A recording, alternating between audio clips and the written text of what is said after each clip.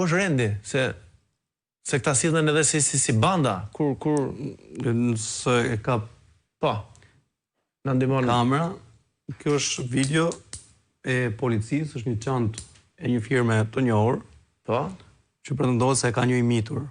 E para punës njëherë. Është pak si e vështirë ta besosh që një imitur të ketë një çantë të tillë. Është video e ndarë nga policia e Tiranës.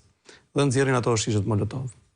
Fakti që zoti Berisha ka denoncuar dhe është denoncuar që në mbrëmjen e kaluar nga avokatët, sepse natyrisht ati i kanë bërritur përmes përfaqësuesve ligjor të protestuesve të ndaluar, përforcohet me elementin që është denoncuar, pra ka një shkak pasojë. Domethënë çfarë ndodh? Ka një pretendim që një imitur 14 ose 15 vjeç mos gaboj, është ndaluar me një çantë të tillë nga oficerët e policisë gjyqësore apo oficerët e krimeve dhe është shoqëruar në komisariat. Ati janë gjetur brenda çantës Molotov. Ndërkohë që ky Molotov është ai fajsohet për këtë posedimin e tij. Ai ka pretenduar që unë po kthehesha në banesë,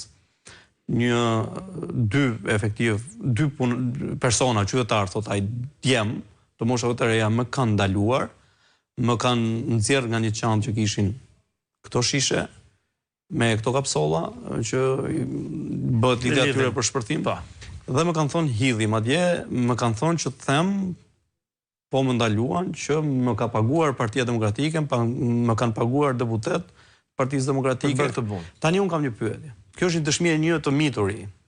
A ka mundësi që t'i bësh lavashtruri këtij të miturit që të krijoj një skenar të tillë, që kjo që sapo thash dhe citova atë, të jetë një skenar që e thot një 14 vjeçar, unë nuk e mendoj.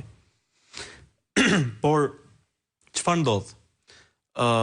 Se kjo është si difuzësh një të mitur edhe drogën çantë. Po patjetër, po pse s'ndodh? Kjo është e tmerrshme. Po sa të mitur janë viktima të drogës edhe të abuzimeve në Tiranë. Duke filluar nga ata që lypin rrugë, që nuk i marrin për vetë ato lekët, dhe që në disa raste fshihen edhe segmentet shumë të strukturuara kriminale, të duket të habitshme. Por ka lypsa në rrugë në Tiranë që punojnë për klanet saktuara. Dhe çfarë ndodh? Rikthehemi ke rasti. Pra, një imitur 14 vjeç nuk ka mundësi të arrijë në këtë logjik.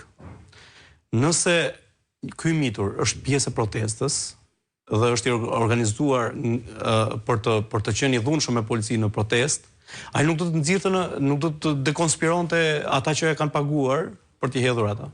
Pra, bëjmë përputhjen e këtyre elementeve që kanë të bëjnë me çantat firmato, fjalëve që ka deklaruar